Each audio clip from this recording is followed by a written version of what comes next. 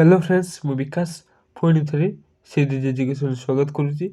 ଆଜି ଆମେ ପଢ଼ିବା ସେ +3 ଫାର୍ଷ୍ଟ ସେମିଷ୍ଟାରର ପରିବେଶ ଉପରେ କିଛି ସର୍ଟ କ୍ୱେଶ୍ଚିନ୍, ଯେଉଁଟାକି ଦୁଇଟା ଭିଡ଼ିଓରେ ଆଲୋଚନା ହେଇସାରିଛି 77ଟା, ଏଇଟା 78ରେ ଷ୍ଟାର୍ଟ ହେବ। ଓକେ, ଦେଖ, ବିଶ୍ୱ ପରିବେଶ ଦିବସ ଡ୍ୟାସ୍ ତାରିଖରେ ପାଳନ କରାଯାଏ? ଜୁନ୍ 5। ଡ୍ୟାସ୍କୁ ଭାରତରେ ପ୍ରଣୟନ ହୋଇଥିବା ପ୍ରଥମ ପରିବେଶ ସୁରକ୍ଷା ଆଇନ କୁହାଯାଏ? ଜଳ ଆଇନ। ଡ୍ୟାସ୍ ମସିହାରେ ପରିବେଶ ସୁରକ୍ଷା ନିମନ୍ତେ ବିହିତ ବ୍ୟବସ୍ଥା କରାଯାଇଥିଲା? 1976। ବାୟୁ ପ୍ରଦୂଷଣ ଓ ନିୟନ୍ତ୍ରଣ ଆଇନ ଡ୍ୟାସ୍ ମସିହାରେ କାର୍ଯ୍ୟକାରୀ ହେଲା? 1981। ଜଙ୍ଗଲ ସଂରକ୍ଷଣ ଆଇନ ଡ୍ୟାସ୍ ମସିହାରେ କାର୍ଯ୍ୟକାରୀ ହେଲା? 1980।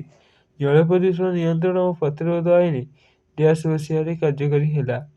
1974। ଜଙ୍ଗଲ ସୁରକ୍ଷା ଆଇନ ଡ୍ୟାସ୍ ରାଜ୍ୟ ପାଇଁ ଲାଗୁ ନୁହେଁ? ଜାମ୍ମୁ କାଶ୍ମୀର। ବନ୍ୟଜନ୍ତୁ ଆଇନରେ ଡ୍ୟାସ୍ଟି ସେକ୍ସନ ଅଛି? 64। ବନ୍ୟଜନ୍ତୁ ସୁରକ୍ଷା ଆଇନ ଡ୍ୟାସ୍ ମସିହାରେ କାର୍ଯ୍ୟକାରୀ ହେଲା? 1972। ଭାରତ ସରକାର ଡ୍ୟାସ୍ ମସିହାରେ ପ୍ରଦୂଷଣ ନିୟନ୍ତ୍ରଣ ପରିଷଦ ଗଠନ କରାଯାଇଥିଲା? 1924।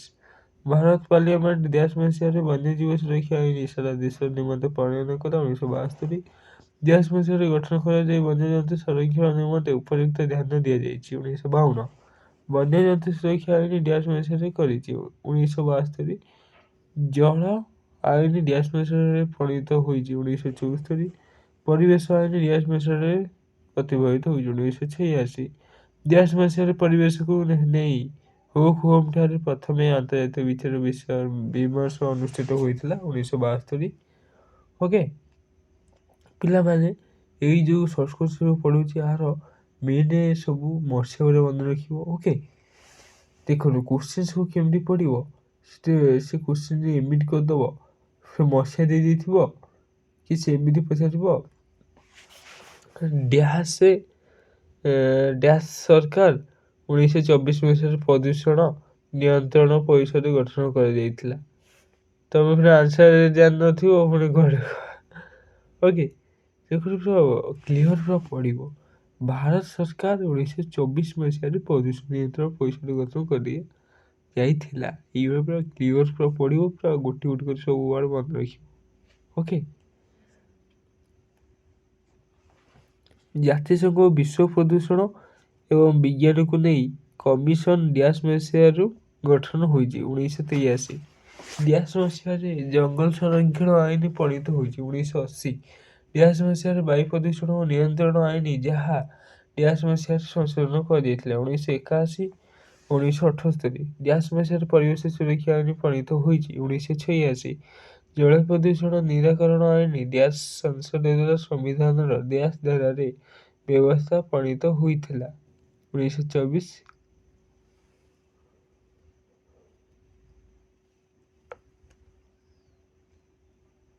252 ସମ୍ବିଧାନରେ? ଓକେ, ଜଙ୍ଗଲ ବନ୍ୟଜନ୍ତୁ ମାନଙ୍କର ଡ୍ୟାସ୍ ଅଟେ ବାସସ୍ଥଳୀ? ଡ୍ୟାସ୍ ଓ ଡ୍ୟାସ୍ ଆଇନର ସମସ୍ତ ଗୁରୁତ୍ୱପୂର୍ଣ୍ଣ ବିଭାଗ ପରିବେଶ ସୁରକ୍ଷା ଆଇନରେ ମଧ୍ୟ ସ୍ଥାନିତ ହୋଇଛି? ଜଳ ପ୍ରଦୂଷଣ ନିୟନ୍ତ୍ରଣ ଆଇନ ଏବଂ ବାୟୁ ପ୍ରଦୂଷଣ। ଭାରତରେ ଡ୍ୟାସ୍ ମସିହା ଠାରୁ ବିଭିନ୍ନ ସମୟରେ ବାୟୁ, ଜଳ ଓ ଜଙ୍ଗଲ ସମ୍ବନ୍ଧରେ ଆଇନ ପ୍ରଣୟନ କରାଯାଇ ପରିବେଶ ସୁରକ୍ଷା ନିମନ୍ତେ ଦୃଷ୍ଟି ଦିଆଯାଇଛି? 1897। ଡ୍ୟାସ୍ ମସିହାରେ ଭାରତୀୟ ଜଙ୍ଗଲ ଆଇନରେ ଦର୍ଶାଗଲା ଯେ ପରିବେଶ ସୁରକ୍ଷା ନିମନ୍ତେ ଜଙ୍ଗଲ ସଂରକ୍ଷଣ ଏକାନ୍ତ ଆବଶ୍ୟକ? 1952। ଜଙ୍ଗଲ ସଂରକ୍ଷଣ ଆଇନ ଡ୍ୟାସ୍ ମସିହାରେ ପ୍ରଦର୍ଶନ କରାଗଲା? 1980। ଡ୍ୟାସ୍ ମସିହାରେ ପରିବେଶ ନିୟନ୍ତ୍ରଣ ବୋର୍ଡ କେନ୍ଦ୍ର ଓ ରାଜ୍ୟ ସ୍ତରରେ ପ୍ରତିଷ୍ଠାନ କରାଯାଇ ଜଙ୍ଗଲ ସଂରକ୍ଷଣ କ୍ଷେତ୍ରରେ ଦୃଷ୍ଟି ଦିଆଗଲା? 1974। ଡ୍ୟାସ୍ ମସିହାରେ ପ୍ରବର୍ତ୍ତନ କରାଯାଇ ଜଳ ପ୍ରଦୂଷଣ ବିରୁଦ୍ଧରେ ଉପଯୁକ୍ତ ପଦକ୍ଷେପ ନିଆଯାଇଅଛି? 1946। ଡ୍ୟାସ୍ ମସିହାରେ ମହାରାଷ୍ଟ୍ର ସରକାର ଜଳ ପ୍ରଦୂଷଣ ନିରାକରଣ ଆଇନ ପ୍ରଚଳନ କରିଅଛନ୍ତି? 1953। ଓକେ, ଏଇଠି ଭିଡ଼ିଓଟି ସରିଯାଇଛି। 106ଟା ସର୍ଟ କୋଶ୍ଚିନ୍। ଓକେ, ସବୁ ପୁରା କ୍ଲିଅର ପଡ଼ିବ, କିଛି ଟେନସନ୍ ନାହିଁ, ଆହୁରି ସମୟ ଅଛି ମାସେ ହାତରେ। ଓକେ, ଏଇଠି ଭିଡ଼ିଓଟି ସରିଯାଇଛି। ଜଣେ ଭିଡ଼ିଓକୁ ଦେଖୁଥିବେ ଲାଇକ୍, ସେୟାର ଏବଂ କମେଣ୍ଟ କରିବେ ଏବଂ ସବସ୍କ୍ରାଇବ୍ କଲା ପରେ ଅଲ୍ ବଟନରେ କ୍ଲିକ୍ କରିବେ, ଯାହାଫଳରେ ମୁଁ ଭିଡ଼ିଓ ପ୍ରତିଦିନ ଅପଲୋଡ଼ କରୁଛି। ଓକେ, ଭଲ ଭାବରେ ଦେଖନ୍ତୁ ଏବଂ ମନ ଧ୍ୟାନ ଦେଇ ପଢ଼ନ୍ତୁ। ଜୟ ଜଗନ୍ନାଥ।